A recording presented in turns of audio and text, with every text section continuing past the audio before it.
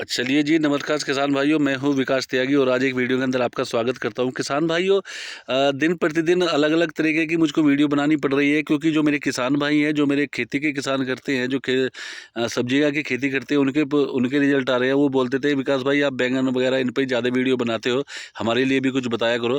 तो जो हमारे किसान भाई का मैसेज मुझको मिला था व्हाट्सएप के ज़रिए, उन्होंने बोला था कि भाई हमने कद्दू की खेती कर रखी है और वहाँ पर खेती जो हो रही है, वहाँ पर उनके पत्ते पीले हो रहे हैं, जो और फल जो आ रहा है, जो फल-फूल जो आ रहा है, जो उसकी डोडी आती है, वो गल रही है। तो किसान भाइयों, उनका एक क्वेश्चन था, तो मेरा फ़र्ज़ बनता है कि मैं उनको वीडियो बना के दूँ और उनके साथ-साथ सभी किसानों को जो कद्दू की खेती करते हैं, उनके लिए वो वीडियो पावरफुल हो सके, तो मैं आपको बना के देने की कोशिश करूँगा।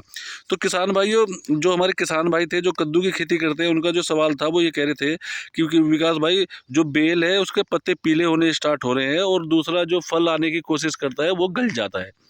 तो उसमें कोई घबराने वाली बात नहीं है किसान भाइयों, अगर समय रहते आप इसको काम करते हैं तो बहुत अच्छा काम हो जाता है।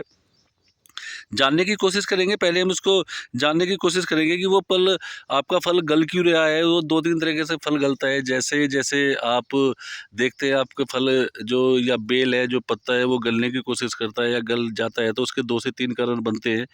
पहला कारण होता है जी, ज़्यादा पानी का दे देना। अगर आप उसको ज़्यादा पानी दे रहे हैं तो ऑटोमेटिकली पत्ता आपका पीला होगा। दूसरा कारण होता है जी उसका, अगर ज़्यादा बरसात हो गई, जैसे इस बार औसत से ज़्यादा बरसात है और कद्दू की खेती कर रहे हैं लोग बाग, और ज़्यादातर कद्दू की जो खेती है वो हमारी ज़मीन पे ही फैलती है, यानी जो उसकी बेल है वो ज़मीन पे ही फैलती है मोस्टली। वो लंबी लंबी उसकी बेलें हो जाती है, शाखाएं हो जाती है। जैसे मैं आपको दिखाने की कोशिश करूंगा, ये देखो ज़मीन पे ही फैलती जा रही है ये बेलें।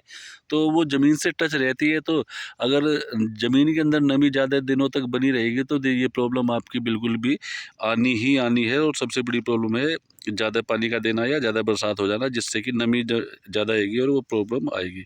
और सबसे बड़ा जो मेजर कारण होता है वो है जी फंगस का। फंगस भी आ जाती है, जिस वजह से आपका पत्ता पीला हो जाता है और फल के अंदर गलन चालू हो जाती है। तो प्रॉब्लम कुछ ही हो, उसका समाधान तो एक ही है कि भाई हम उसमें स्प्रे करेंगे और स्प्रे करके हम उसको सही कर लेंगे। अब बात करेंगे स्प्रे की, कौन सा स्प्रे ऐसा किया जाए। जैसे आप मेरी स्क्रीन पर देख रहे हैं, यहाँ पर मैं कुछ आपको दिखाने की कोशिश करूँगा। देखो जी, पत्ते पीले हो रहे हैं। पत्ते पीले होने के साथ साथ ये डैमेज भी होते जा रहे हैं, और डैमेज होने के साथ साथ अगर पत्ते डैमेज हो जाएंगे, पत्ते पीले हो जाएंगे, तो बेल भी ग्रो नहीं करेगी। और बेल ग्रो नहीं करेगी तो सबसे बड़ी बात है, जो हमारा फल है वो भी अच्छी तरीके से ग्रो नहीं कर पाएगा और वो भी ख़त्म हो जाएगा। और जो फल है, ज़्यादातर जो फल मैंने आपको बताया, जो बेल है वो इसकी ज़मीन पर चलती है, और जो जो फल है हमारा वो भी ज़मीन से ही ज़्यादा टच रहता है। तो इसके लिए किसान भाई हम क्या कर सकते हैं, मैं आपको समझाने की कोशिश करूँगा। कुछ दवाई है जिसको आप लगाएँगे तो आपको बेटर रिज़ल्ट आपको देखने को मिलेंगे, और आप उसको लगाएँगे तो बहुत अच्छे आप उसके परिणाम देखेंगे। और सबसे अच्छी बात है कि कंटिन्यू आप उसको लगाते रहेंगे। अब बात करेंगे उसके बारे में जी, जो उसकी प्रॉब्लम आती है, इसमें एक प्रोडक्ट आता है मार्केट के अंदर, चाहे जैसी प्रॉब्लम हो, आपकी आपका पत्ता पीला हो रहा हो, फल गल रहा हो, तो चाहे जैसी प्रॉब्लम हो, एक मार्केट के अंदर प्रोडक्ट आता है जी, बायर कंपनी का नेटिवो।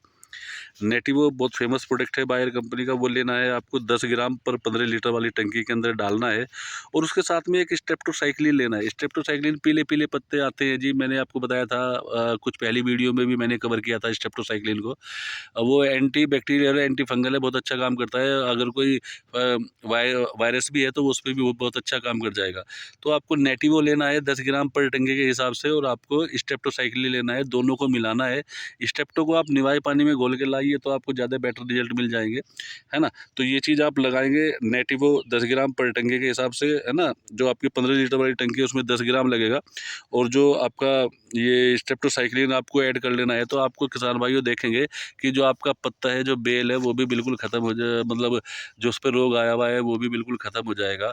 और जो आपका फल गल रहा है, जैसे आपके फ्लावरिंग आप यहाँ पर देख रहे हैं, डोडी आई हुई है, ये बिल्कुल आती है और ख़त्म हो जाती है बिल्कुल, क्योंकि ये ज़मीन से टच होती है। ज़मीन के अंदर नमी ज़्यादा होने की वजह से बड़ी प्रॉब्लमें आती है। मैं यहाँ पर कद्दू के खेत में ही हूँ।